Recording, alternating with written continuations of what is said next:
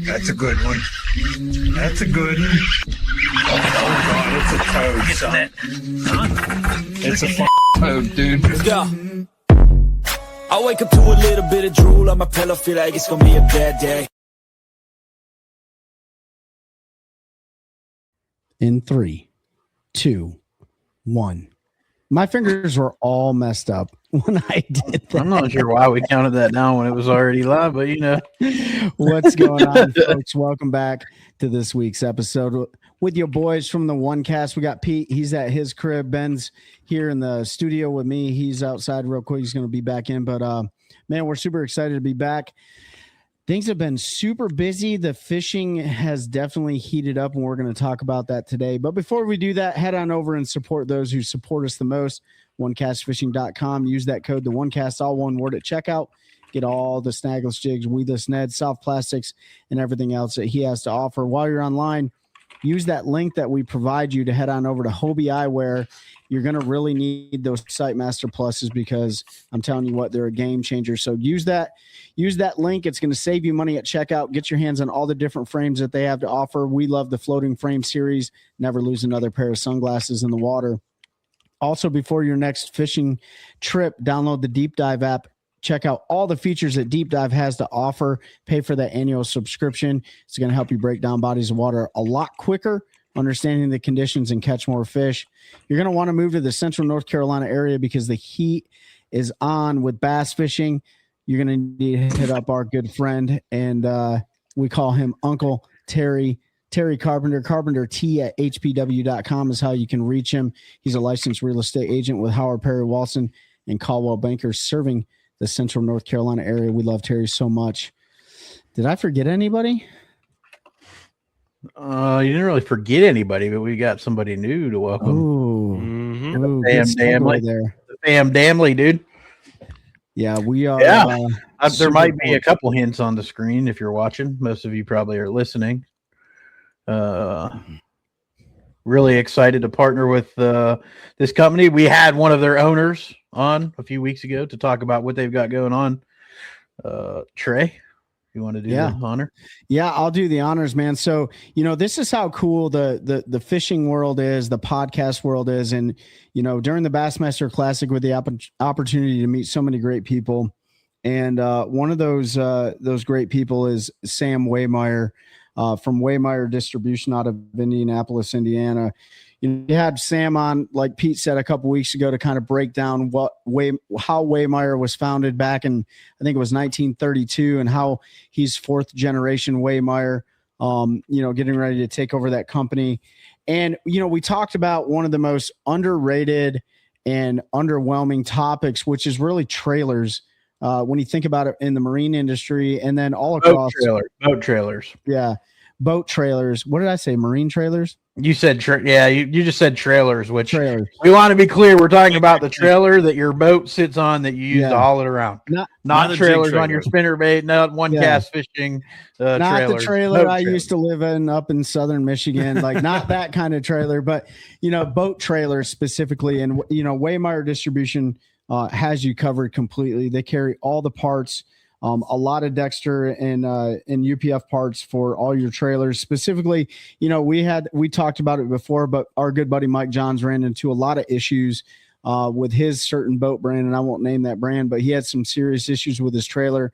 And since we've had WAYMIRE come on board with us, we've already referred 3 or 4 people that they've taken care of with getting those boat trailer parts out to them, overnighted or shipped in regular mail right to their doorstep. And, they do such a great job. Not only are they going to send you the parts directly to your house, but we've had tournament anglers on the road already that are fishing the MLF Pro Circuit. I think it was at Lake Seminole. It might have been a Toyota Series. I think it was a Toyota Series, but he's a Pro Circuit angler as well. And he called and said, hey, I'm really having these issues with my trailer. And Sam and his company were able to get him overnighted the equipment that he needed to get his trailer back on the road and travel safely back, I think 3 or 4 hours across the state of Florida. So that's the kind of service that these guys have to offer. They got a full catalog that you can check out.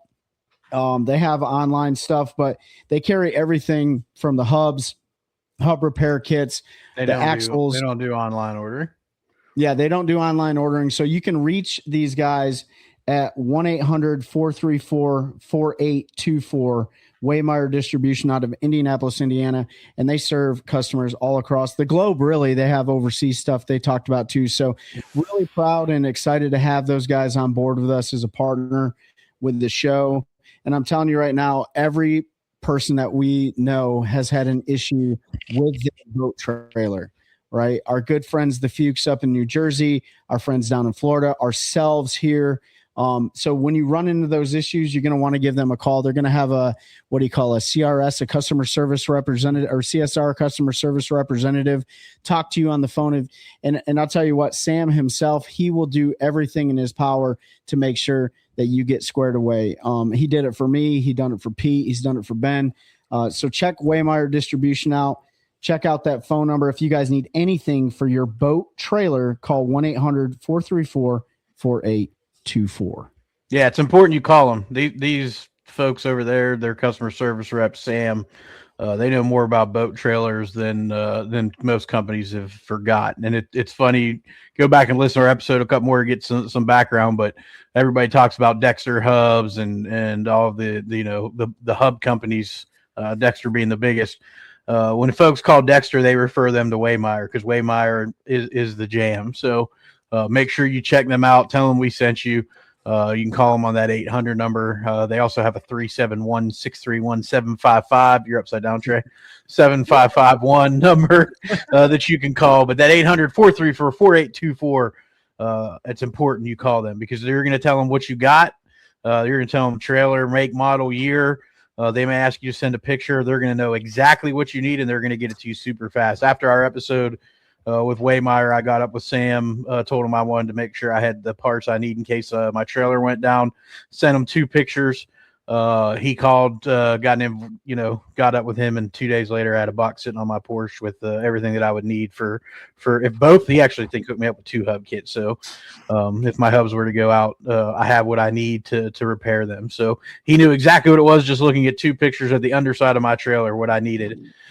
Did the same for Trey and Ben. So call them. You can get those care packages, emergency kits. I recommend it. It's something I never thought about.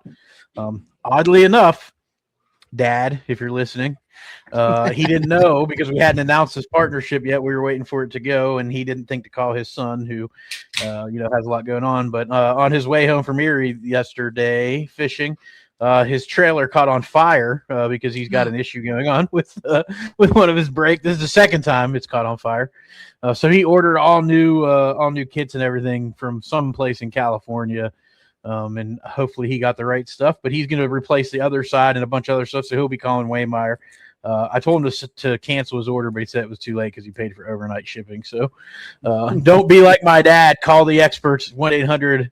The number Trey told you. It just scrolled by my screen too fast. I couldn't remember it off the top of my head yet. It's 1-800-434-4824. Yes. You were reading off the thing. You got a cheat sheet. I'm gonna put a sticker on the wall behind my computer. So that big sticker is going on the tailgate of my truck, so people can see that when I'm driving. And and this is a lesson to all the anglers out there that either are or are going to attempt to fish a national tour. It doesn't even have to be a national tour. We got a lot of local pros and stuff, and I call them local pros because they make their money doing this stuff. But those Bassmaster Classics, those Red Crest, those fishing shows, these podcasts, man, they're so important, right? It keeps you, it keeps you connected, and B, it opens up so many more doors for connections. And really got to give a shout out to Nick Kincaid with Drop Zone Tackle and Special Operations Bass Anglers for introducing, WAYMIRE. Got to give him that credit. He brought Sam over, and we had a wonderful conversation. So couldn't be more proud to have those guys on board with the OneCast, man. Yep. Speaking of SOBA, they just had their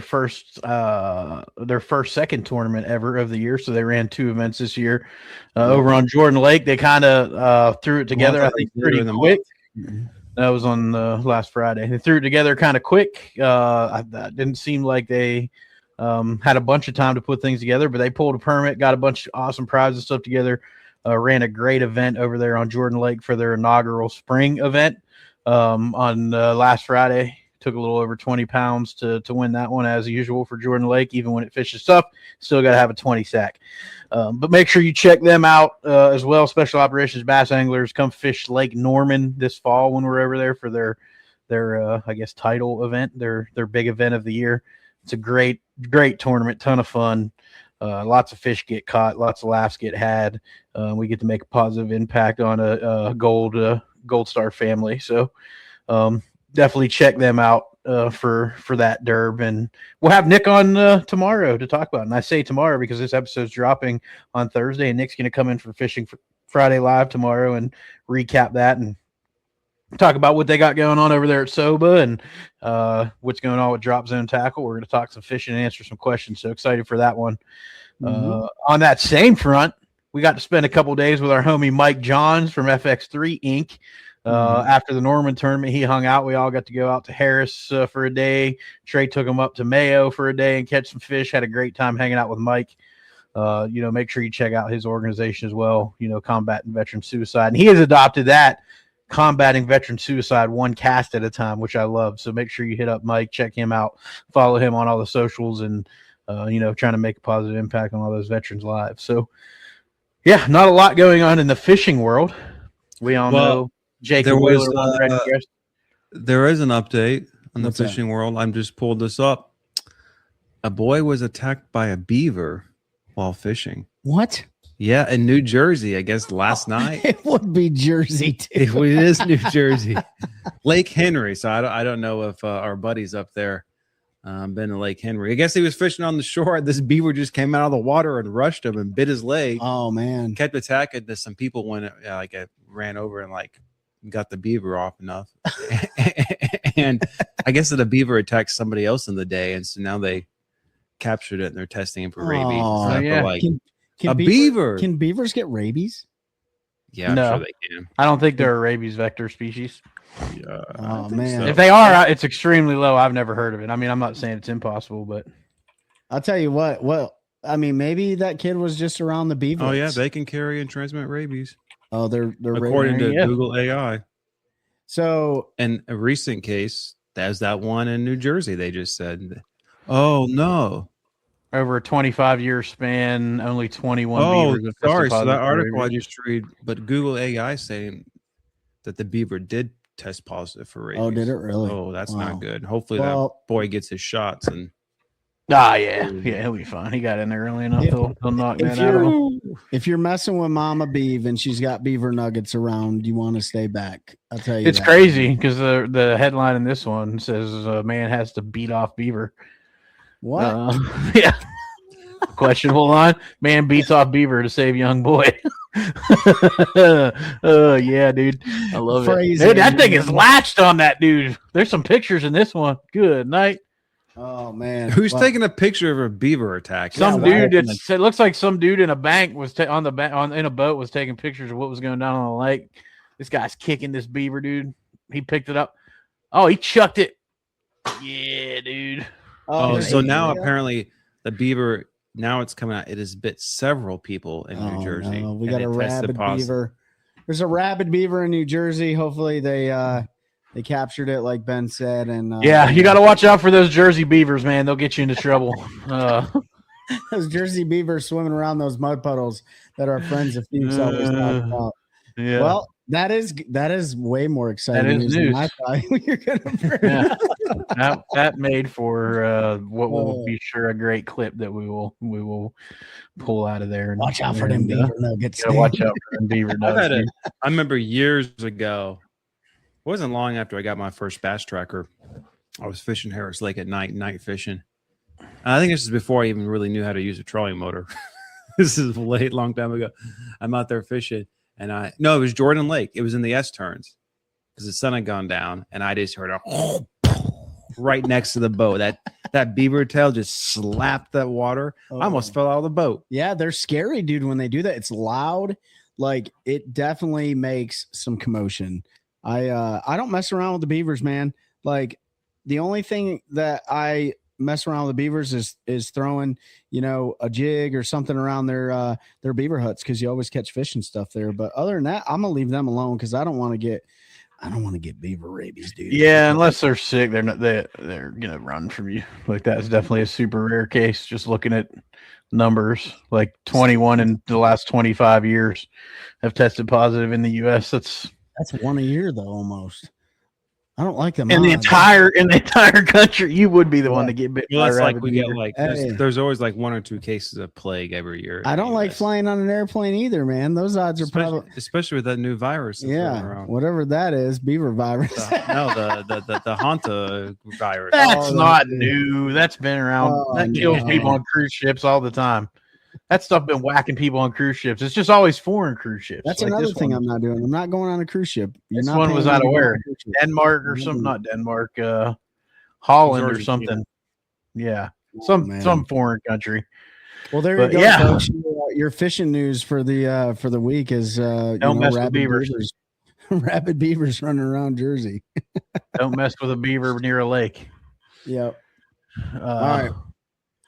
Elite Series starting tomorrow on what is today. If y'all are listening on Murray, that's going to be a talk to some dudes today over there, and you can catch them pretty much however you want to right now. There's big ones on the bed still. They're catching them on the typical herring deals. Like there's pretty much nothing you can't do right now to catch fish on Lake Murray from what they're saying. It is going to change a little bit. We got another cold front coming in tonight, so we'll see. Rain. Are they getting a bunch of rain down there too? I haven't looked to see if they're getting the rain or not, but we're supposed to get some storms tonight into part of the day tomorrow. So we'll see. We'll see if they get. Oh yeah, they're going to get smoked. They're going to get smoked worse than us. Yeah, I need to put the cover on the boat. Nah, you need to wash the suck from Lake Murray off that boat. Lake Norman. Yeah, you know what I meant. Speaking of which, let's talk a little bit about Lake Norman. Let's talk about it. Let's go. Ask away. What happened? I love when people. I know what happened. I know what happened because you and I have had long conversations already about this. So I know what went down. But talk about practice first, because it's important to understand what went down in practice and sort of why what happened did happen. Practice is a key to that. Let me give a little bit of context as to what Lake Norman is and what it is not. It is not a big fish factory. It is not a small lake. It is not a forward-facing sonar tournament event for that deal. What it is, it's a huge reservoir located over there in the Charlotte region. It's a beautiful lake. It's got so many docks on it. And I have a little bit of history there, but never this time of year. Always fish that for the SOBA tournaments, like we always talk about in the fall. So I went into that practice with a lot of optimism, not really focusing anything on that I've done historically there because the conditions were vastly different. So my practice strategy for that lake was to pick really an area of the lake to focus on based on where I was getting majority of the bites. It wasn't to make the water too big. And I actually did do that. So the first day of practice, we had really, I would say overcast, windy conditions. And I actually really regret having those conditions for the first day of practice, because I spent majority of my time focusing on the ends of docks. So, in the central North Carolina region, and I guess that's kind of central. It's not really central. It's more like Western North Carolina. From running around on our lakes here, we have a lot of fish on the bed still in our region.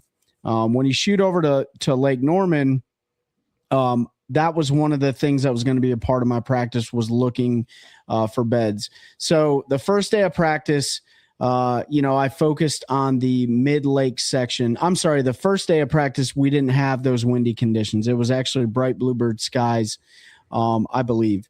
And so the first day of practice, I thought, was going to be the best day for me to go and try to get eyes on fish that were spawning, either spawning or guarding fry.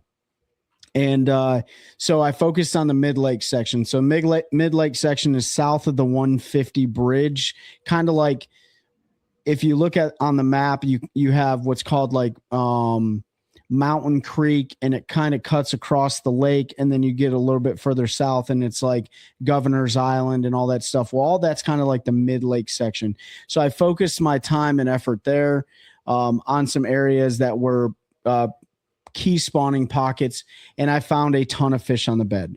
I also saw a ton of fry garters, which means those are typically your smaller fish for those who don't bed fish that much. So all your males and stuff that are garden fry. So I spend the majority of the time on the trolling motor, just going on high, looking around.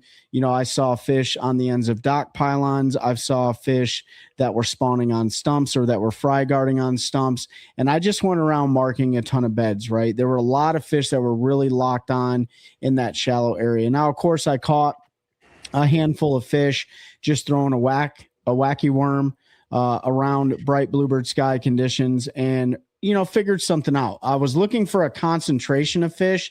I wasn't really looking for the biggest fish in the lake because, if you understand anything about Lake Norman, 10 to 13 pound range, really that like 12 to 13 pound range over a 2-day period is going to be a really good finish, really good tournament finish there.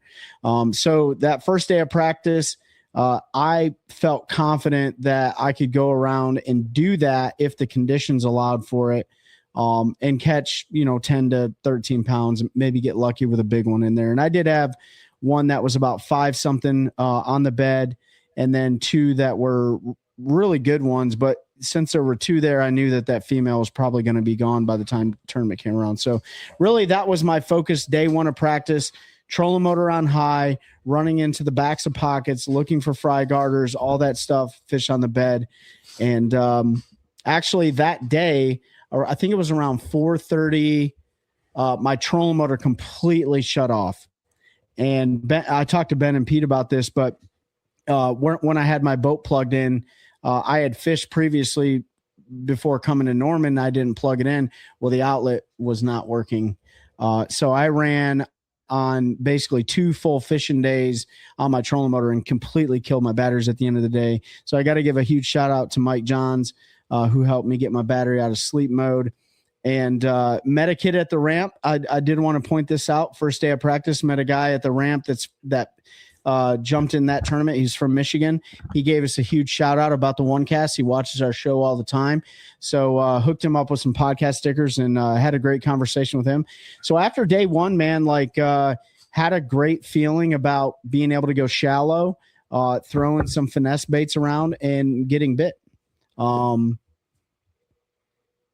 you have any questions about day one of practice? You want me to move into day two? So day one was bluebird skies, right? Yeah, day one was like the most ideal conditions for looking at them. I guess that tournament is a week ago now. Mm-hmm. So I guess that was still late April, right? Yeah, late April, first week of May.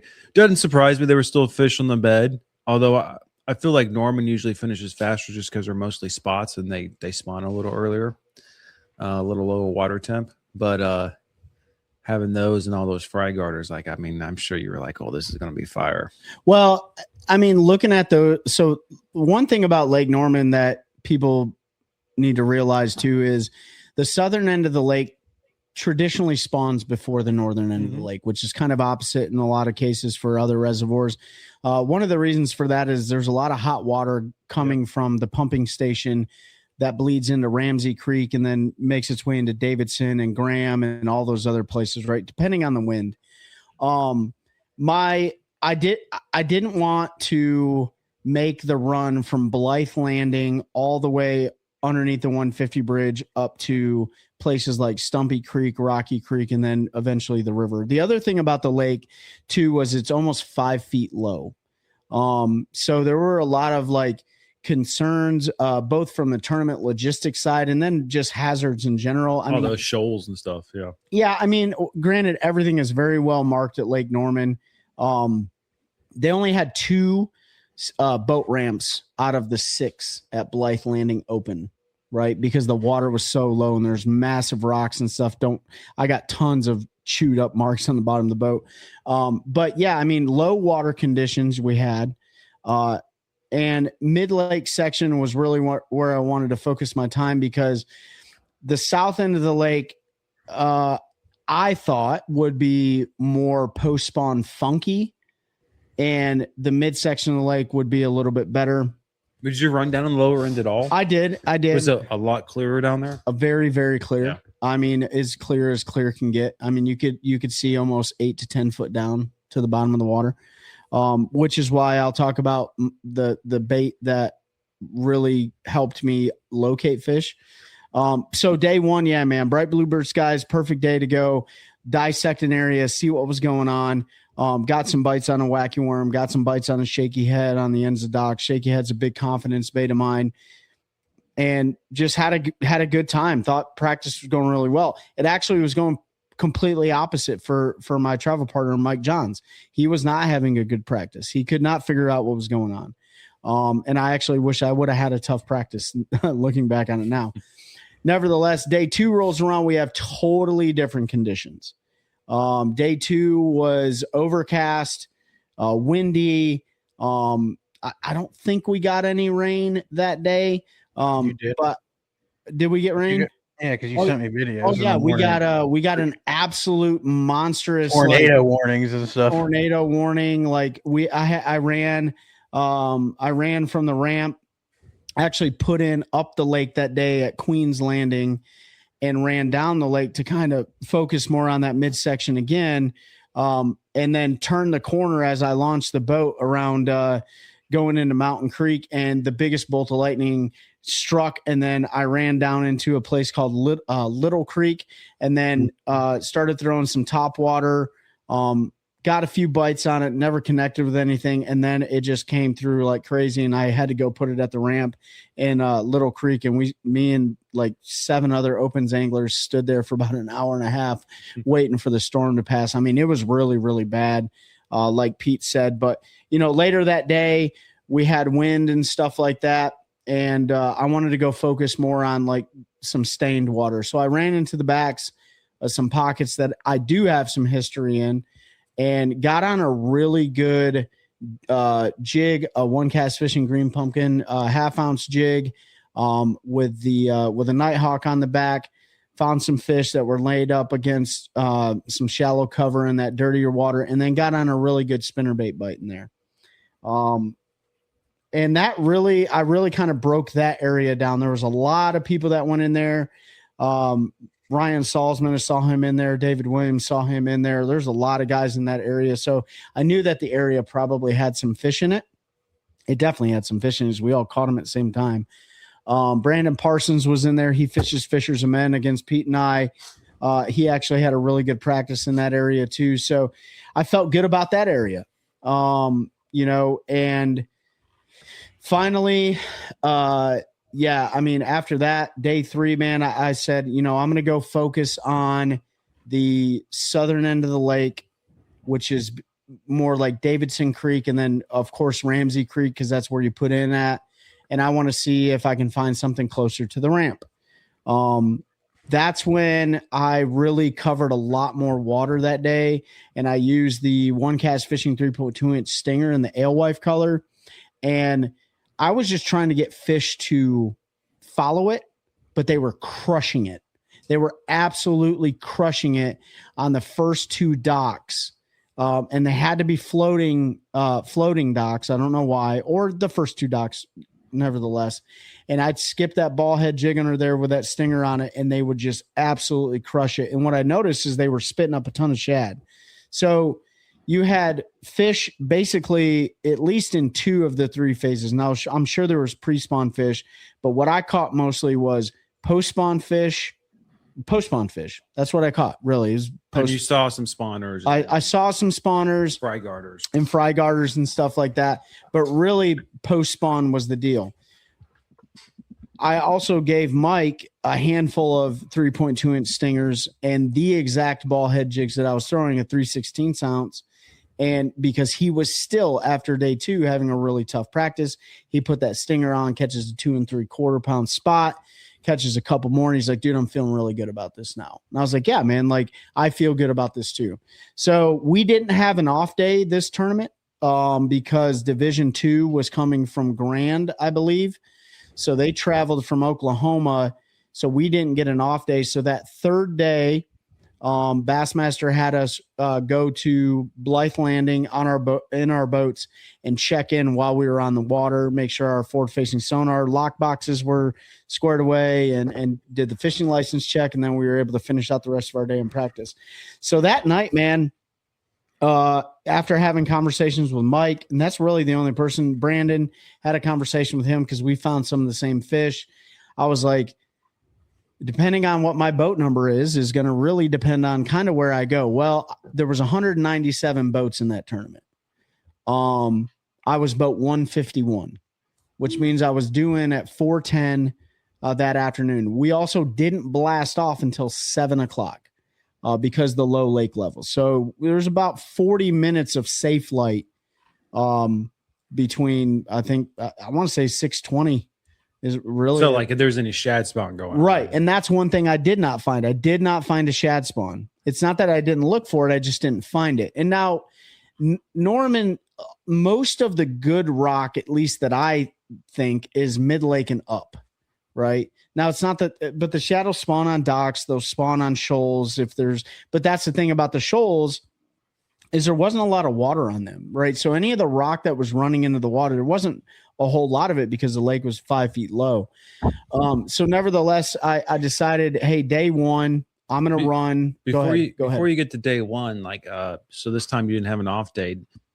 You talked about before how you like the off day. Is that still the case? Have you changed your mind? Do you like rolling straight into the tournament? I mean, from being absolutely exhausted, no, I would prefer having an off day. Like I was absolutely exhausted because I was pretty much sun up till sundown. Usually the first day of practice, we don't do sun up, sundown because we're checking in the Airbnb that day. So we want some daylight when we're trying to go park at a place that Makes you sense, just don't know what the parking looks like.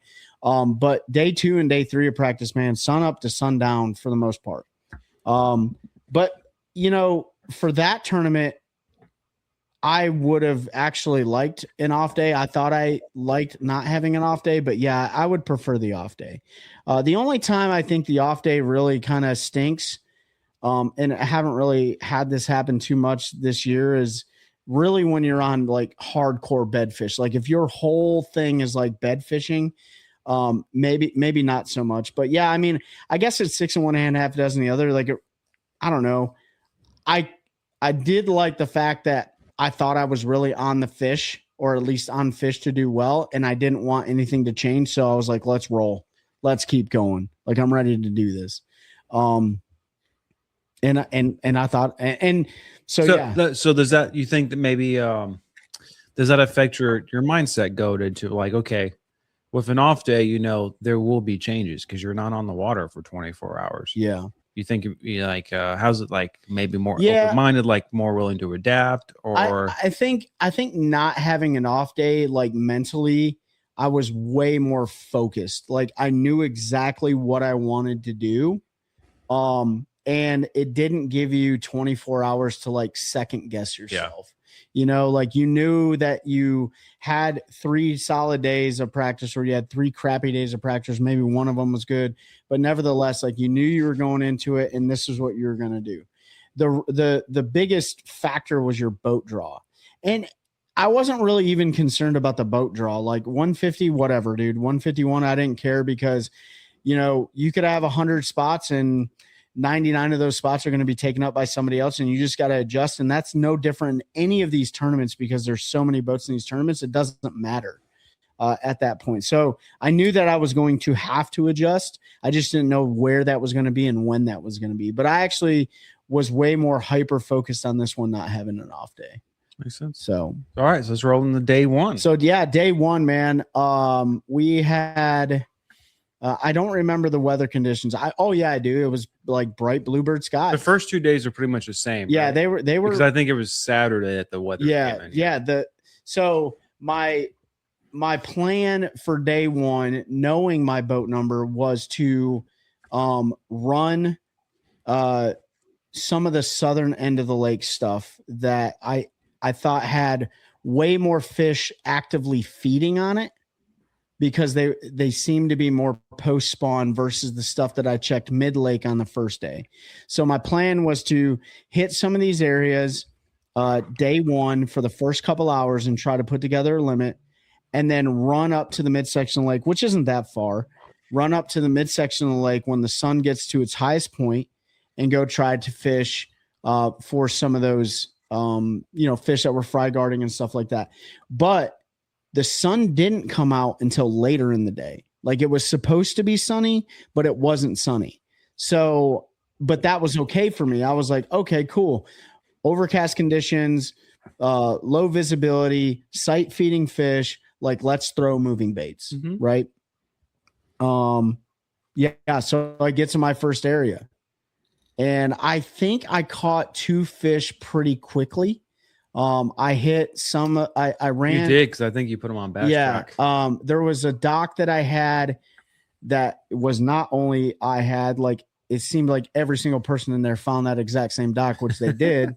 And I caught a spot and a largemouth pretty quickly, but I couldn't get them to eat up.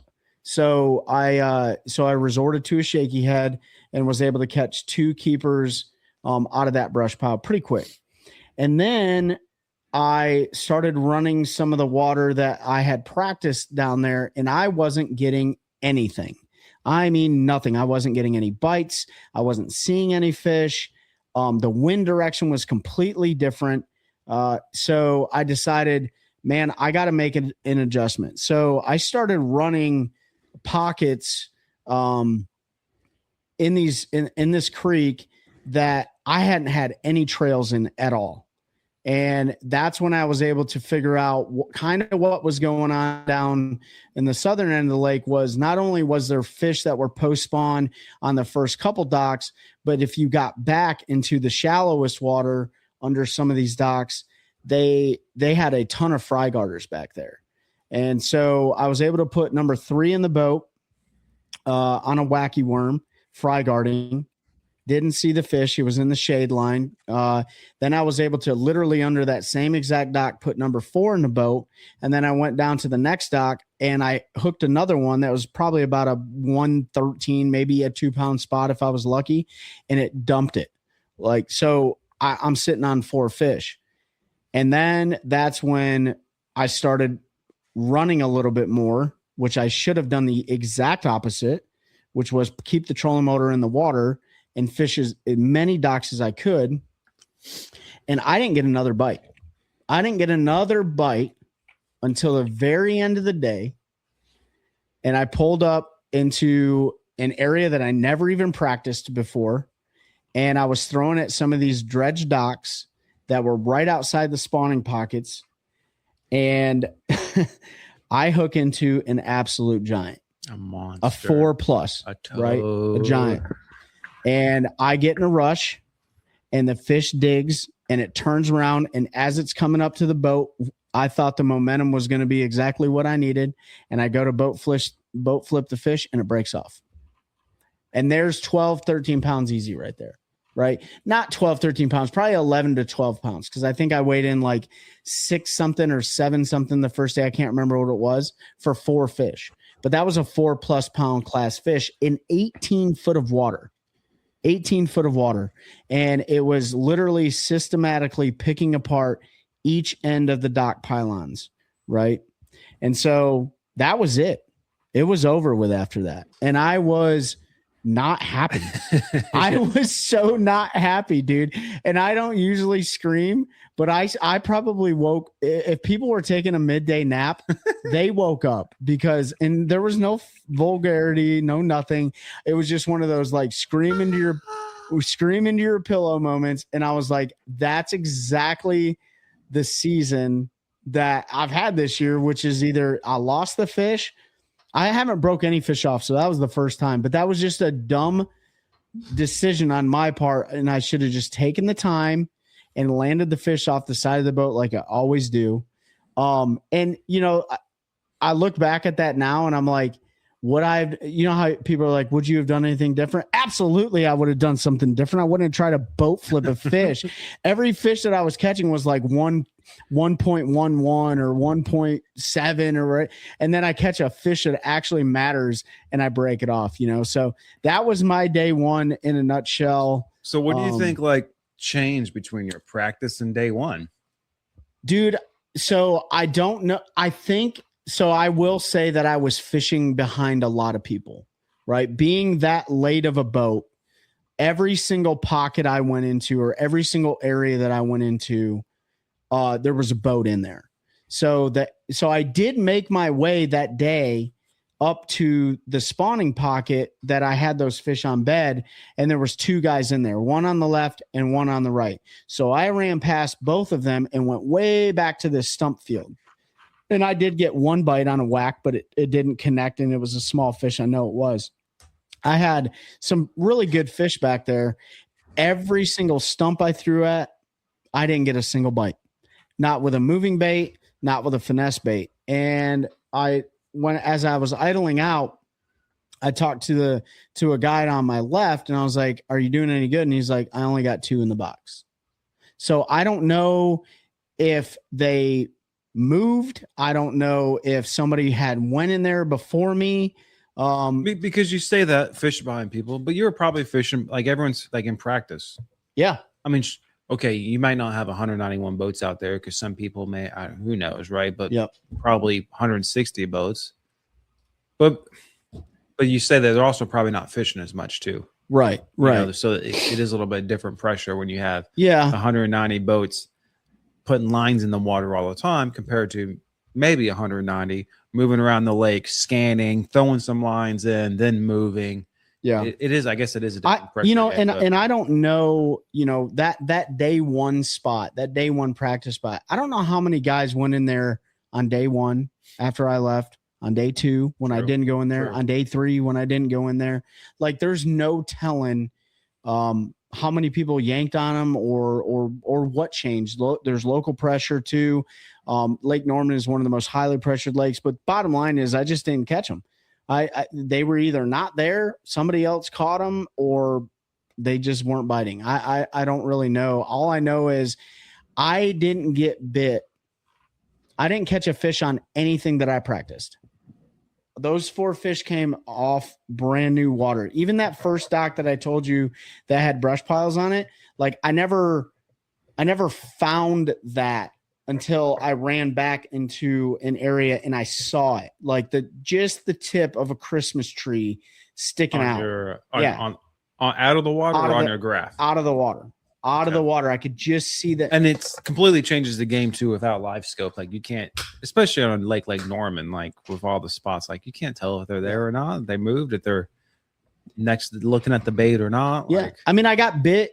I caught fish in the same creeks, but not in the same cuts or anything like that. Everything that I ran, I tried running it and it just didn't work out. And maybe it's because I caught them when I was in there in practice or who knows, right? But you would think that in a post spawn pattern, they'd be biting.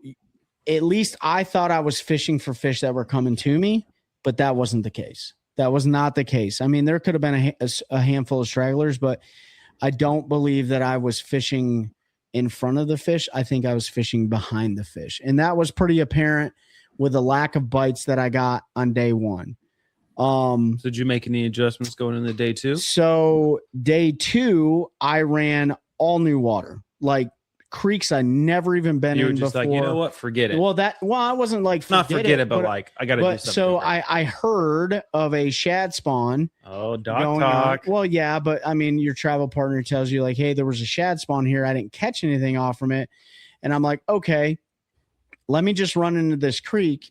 So day 2, I don't remember, boat 45. I was boat 45, doing it like 320. I ran to the midsection of the lake instead of starting in the south because I had an earlier boat number, so I was able to get there quicker. I was the only boat that went into this creek at the time. And I started a little bit further out the creek because I was like, if I'm fishing behind the fish, I need to start further out. So I started on some rocky points that would have been a real big, like post-spawn, pre-spawn transition point. And I catch one pretty quick on a flat-sided crankbait. I actually saw the fish, and I didn't start on the side that the alleged shad spawn was on because I didn't want to start there if my partner was going to start there. So I just started on the opposite side. Well, I ended up catching one. And I was like, okay, this is all right. Well, I saw some more fish pushing bait and stuff up, but I didn't see a shad spawn going on the opposite side. Then another angler came in there.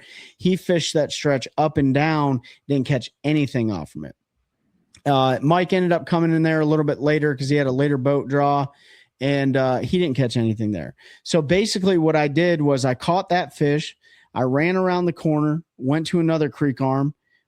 That angler that was fishing the shad spawn, he was in there as well. I talked to him for a minute. He only had one in the box. He caught it off crankbait. And then I decided if I'm not getting bit here, then maybe I need to go back a little bit into the spawning pockets. Well, then I end up catching another one back there, and then I end up losing another one back there. It wasn't big. And that was it. That literally, I had no bites the rest of the day. I mean, no bites. I even went into scramble mode around, I think it was 1 o'clock. And I was like, well, maybe this section of the lake just sucks now. So I ran all the way up towards Queen's Landing and went into a creek that I had some brush piles. I forgot to mention that in practice. The last day of practice, I did mark some brush piles up in the northern midsection of the lake. And there was a couple guys that were fishing the opens in there, and one guy was bed fishing up there, and he only had one fish in his box at 1 o'clock that time. And he's like, I don't even know if I'm fishing for a 14-inch fish or if it's like a 10-inch fish. I fished a ton of brush piles. I saw fry. The sun was out. There was fry on top of every single one of these brush piles, but I don't know if there was fry that their fry garters have left or if their fry garters were there. I have no idea. Then I saw a fish that was about 5 pounds, what appeared to be sitting on a bed. And I sat there for about 25 minutes trying to catch this fish. And then I went around and I saw like a 3-pounder floating underneath a floating dock. And that's what I did the rest of the day. I just skipped floating docks because that sun was at its highest point. I saw fish under the docks. They would not touch the whack. They wouldn't touch a Nico. They wouldn't touch a whack. I don't know if I was too close. I don't usually get that close to docks. And that was it, dude. Those are literally, I had 3 keeper bites all day and I got 2 in the box. Did you try any fuzzy dice? I did have not a fuzzy dice, but I did have a, what is it, Pete, DNZ bait or a Game Reaper bait. I can't remember which one that Elevate sells, but yeah, Game Reaper. Yeah. Game Reaper. Yeah. I did skip that under some docks. I didn't get any fish to even look at that thing. And you know, and my Mike Johns, he ended up catching a limit that day. I think he had like 6 pounds, dude. Like it was a small, but he caught a limit and I was super proud of him for it. He sat on the same dock all day long and skipped a wacky worm under that dock and let it flutter down to 18, 19. It wasn't the magic dock, was it? No, it wasn't. It wasn't that dock. It was another magic dock that just was loaded with fish. And I think, you know, he just sat there. He just literally let the whack go all the way to the bottom. And I was trying to do more like power finesse fishing because I caught all 3 of the fish. Or no, I caught one on a crankbait and then I broke that crankbait. And then I caught the other one on a shaky head and then I lost one on a shaky head. They're still eating the shaky head up there. But I think you just had to find areas that were really congested with fish. And I really didn't think it was going down. And now looking at like the kind of the recap of it and what was really going on. Yeah. So what happened? What was really going on? So here's what was really going on, at least from the majority of what I can understand. There was definitely still a dock bite going on, right? There was definitely still that going on. A million docks. There's a million docks. So I think it was very particular. There was definitely a big bait bite going on, which was like a big swim bait, big mag draft. Which you wouldn't think at Norman so much, especially this time of year. Yeah, but man, there were way more post spawn than I had anticipated. In the lake, Norman, people underestimate Norman. It's one of the best big lake lakes in the country. Big baits, they eat them, even those Yeah, spots. I mean, they definitely eat them. Fred Rambanis had a phenomenal day. He was hitting very like targeted points and stuff like that with his boom boom swim bait. I don't know how many points he hit in a day, but he hit a lot. And then I found out that there was some bed fishing going on, but it was going on way up the lake. Like, and I'm talking like you had to get like 80 to 100 feet away from these beds, these stumps. They were spawning on stumps because there's like no in the water. river area, like way up the lake. So like Rocky and Stumpy Creek and stuff like that. Not way up the river, but yeah, 'cause the water's low. Like, but I think like Fujita was up there. I think KJ Queen was up there. I think there's a lot of guys that know that lake really well. And they were bombing a wacky worm towards those stumps and just letting it sink. And that's how they were catching a lot of those fish. And then there was a group of guys that were catching them on the shoals. Now I said there wasn't a whole lot of water on those shoals, but there was enough water to where those fish were at the shallowest part of the shoal, and they would pull up on those shoals and they would throw a big bait and make maybe 5-10 casts to it, and they would move on. They'd go shoal to shoal to shoal to shoal to shoal. And when you look at the shoals, like if you just get on top of one, it doesn't look like there's really anything on the shoal. Like it's like sand and some weird grass. It's not eelgrass, it's not hydrilla. I think it's like coontail or something. But they figured it out. I didn't practice any shoals. I did practice some shoals, but I didn't practice them. And it was a timing deal because some guys were able to get some bites on some topwater spooks and stuff like that. And other guys were able to get them on like glide baits or big swim baits. And then the one thing that tripped me out the most about the pattern that I heard that was catching numbers of fish was throwing flutter spoons. that's crazy. Way offshore. And I'm not going to say where they were, but they were offshore on some of the most obvious stuff in the world. And they were catching them on flutter spoons. And they were fresh, either pre-spawn or post. I want to say they're post-spawn fish that were probably congregated on these high percentage areas. And those guys were whacking them. And I'll put it to you this way, man. Like, even if you're a local on the lake, like we have a good buddy who's a local on the lake, he couldn't believe the way that these guys were catching these fish. Right. And so sometimes local knowledge, like point of that is even though I fish it during, November time frame, like even having that little bit of knowledge, like I wish I wouldn't have had it, because when you go to Lake Norman, you think docks, man, you could catch fish on docks for sure. But dude, those winning fish, those big fish, I didn't catch anything over 2.5 pounds on docks. Like my biggest fish came on spinner baits in the dirt. And then obviously that shut down because we had no wind, and it was a struggle. It was a struggle for a lot of us. But looking back on it now, like I should have spent way more time behind the steering wheel. I should have spent way more time giving other techniques a chance, because everybody knows that I like to offshore fish. I do. I enjoy it. We don't have a lot of docks here in Central North Carolina. So when you go to a dock place, like for me, I'm like, I want to fish docks. Yeah. You should get bit on the docks. And don't get me wrong, there were fish on them, but dude, there were way more fish offshore than I anticipated. And that's why I say, I feel like the entire time, while I may have gotten bit, I fished behind the fish the entire tournament. So, and maybe that's going back to your question. What do you think happened? Maybe those fish just left those areas that I practiced and moved offshore. You know what I mean?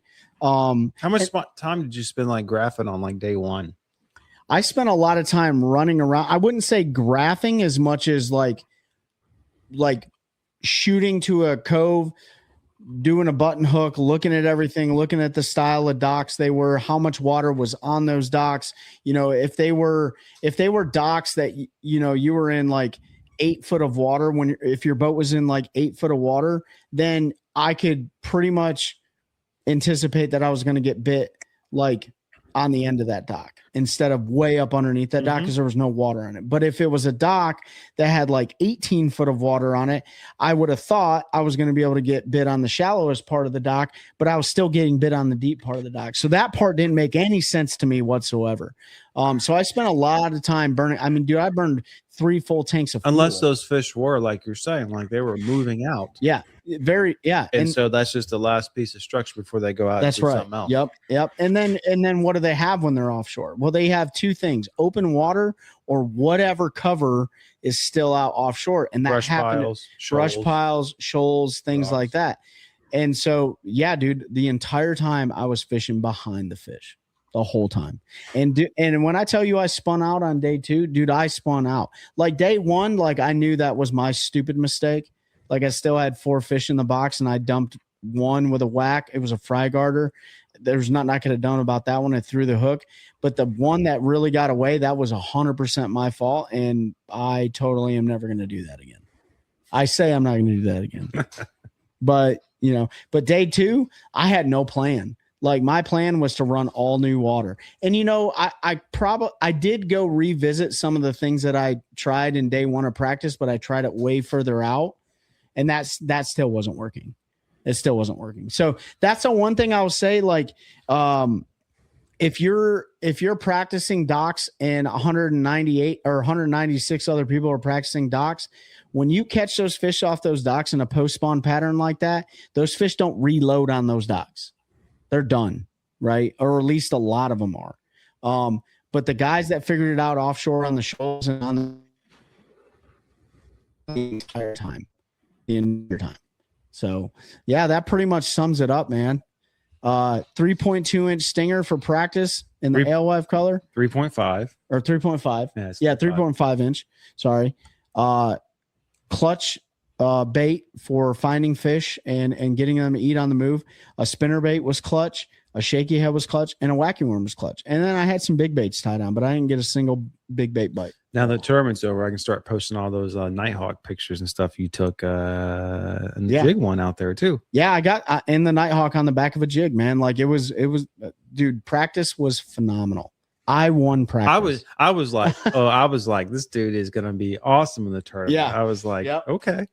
And it just goes to show you how tournament fishing is, man. Like, you think you got it dialed in and then something changes. And like, if you don't know how to adjust, and I didn't in that situation, I didn't have anything outside of those docks and some spinnerbait stuff. Like I didn't have anything. And when you roll up and you start seeing people catching them on like mag drafts off the bridges and like flutter spoons and stuff, and you're like, dude, I didn't practice a single bridge pylon. I didn't practice any of that. And there's only so many. You might as well pull up and try. Yeah, I mean, I did pull up on some bridges and try throwing at them. They weren't the right ones. I mean, there's not a whole lot on the lake, but there's enough. And it was just like, and he, Brandon, he struggled too, and Mike, he struggled. Our good buddy Matt McBee, Tater Hog, he had a pretty tough derby and stuff. That's his home pond, but I think those guys that really went into it with serious optimism, and they're like, dude, like they're offshore. Like when they say they're offshore, not offshore docks, like offshore, off the structure. So what questions do you have, Pete? I don't really have any, man. I think you answered them all. I mean, so you ready? You knew what to do. You just didn't do it, and you learned a lesson, and that's what's important. Like as long as you learned from it, that's what matters, right? It'll make you better next time. Yeah, and I think the other thing too that when they talk about doing what you're confident in, like, dude, I'm confident in fishing shallow water, but I'm really confident in fishing offshore water. Like I am. Like you can ask anybody. The rest of the year should be offshore. Actually, shallow water fishing is way easier than deep water fishing. There's no doubt about it. Like you can. I don't care what anybody says. Like throwing a wacky worm around is not hard.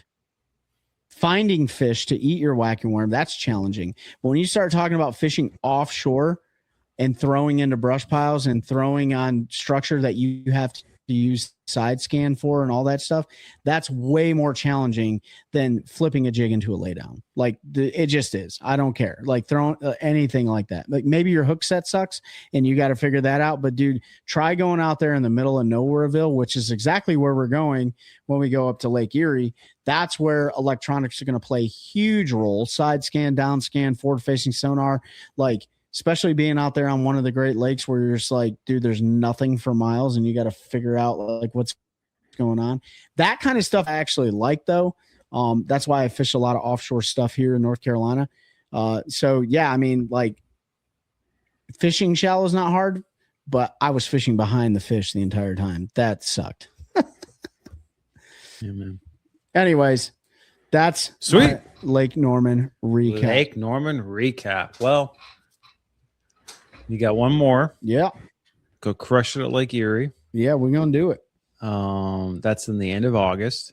Are you going up to pre-fish at all? I'm gonna try to find some time in either June or July before the cutoff period. It's 30 days, right? So like that'd be like 22 yeah. July. So I'm thinking like maybe after the 4th of July. I don't know. It could be June sometime. I don't really know. It just really depends. Go up during ICAST week when everyone else is down there doing their thing. Oh, that's actually a really good idea. Actually, yeah, it's a good idea. I think it's like the 12th, 13th, 14th, something like that. But yeah, I want to get up there, dude, and just spend literally like 2-3 days behind the big motor, putting more hours than it already has on it, and just graphing, and looking for pretty much. I'm not going to say small. Yeah, but like, the biggest challenge up there, there's 2 challenges up there that I foresee. One being the weather, and then 2 being, can you find the 4+ pound class of that? And you got to, with your boat, you got to find something in the river. Yeah, I mean, I'm not scared to send it, but I'm also not an idiot. I'm not going to. I literally have gone 14 miles offshore on Lake Erie in a 16 and a half foot with a 9.9. You're fine in your boat. Yeah, don't let anybody try to scare you. I would not do that. I'm going to do it because, like, if that's what it takes to, have a good tournament finish, or maybe even get stupid and win one of these things, I'm going to do it. At least it'll be somewhere. Yeah, man. And, like the guy that won Lake Norman, like, congratulations, dude. He's a local hammer. That he even him and one of the other guys, they talked about it. They're like, dude, local experience like means something. It really does. And it's going to be the same deal at Lake Erie as it was at Lake Eufaula, as it was at, Kissimmee and stuff like that. Like you can't, it's so hard to beat local knowledge. Dude. So you say that was particularly interesting. You talk about local knowledge, just kind of moving off a little bit, but like the MPFL event at Millward, where they had to reschedule from Wright Patman. Like, look at the leaderboard. Like, there's guys all over the place. Like, of course, Ryan Satterfield was up there, but he's a guide on that lake, so he's in the top 10. So you would expect that, but like, there's names up on the top of the leaderboard I haven't seen on top of the leaderboard in quite a long time. Whether that's on Bass, at BPT, or FLW, and they're now in the MPFL, but like that lake, they had no experience on most of those guys. It was a last minute change, so they didn't have a lot of research, and so like that stuff matters. Yeah, I think the biggest thing with local knowledge, like not so much like being able to run history, but knowing like I've seen these conditions on this body of water like 10 years ago, and this is how I adjusted. I think you may hurt yourself with fishing history because you have local knowledge, but you're far better at adapting. Like if I know a southeast wind is going to hit like Sharon Harris, I know how I need to fish it, right? And I think that's the biggest thing. I'm not saying like your spots are going to be better than everyone else's, because I'm sure they're going to find your spots too, but like people, I can't imagine like they've seen Lake Norman 5 foot low in those conditions before, like now granted some of the best anglers fish that tournament. Koya Fujita, KJ Queen, Logan Parks, Fred Rumbanis, like all those guys. So they've seen maybe those conditions on other bodies of water that they can relate to that. I've never seen a 5 foot low Lake Norman in the post spawn like that before. So now I know for the next time that I go there, it's like, hey, I need to do my due diligence and check everything outside of these 20 years from now when 40 it's 5 feet million low docks that You're gonna be It like sounded 80 like- years yeah, old when it's yeah. like that again. Oh, for sure. But yeah, man, it was a great learn. And this whole year has been about learning and spreading the message of OneCast Fishing and all of our buddies that work so hard to support the veteran community and all of you guys that follow our show and our great partners. We just talked about WAYMIRE at the beginning of this. We're so happy to have those guys along for the ride, and they're going to take care of all your boat trailer needs like we talked about. So, but if we don't have anything else, guys, I'll go ahead and wrap it up. Nope, I'm good, bro. All right. Appreciate you guys joining this week's episode of the OneCast. Thank you so much for following along. Appreciate you guys coming up to the boat ramps and talking to us. It really means a lot to us, and it helps us continue growing a culture of anglers helping anglers one cast at a time. That's a good one. That's a good one. Oh God, it's a toad, son. It's a toad, dude. Yeah. I wake up to a little bit of drool on my pillow, feel like it's gonna be a bad day.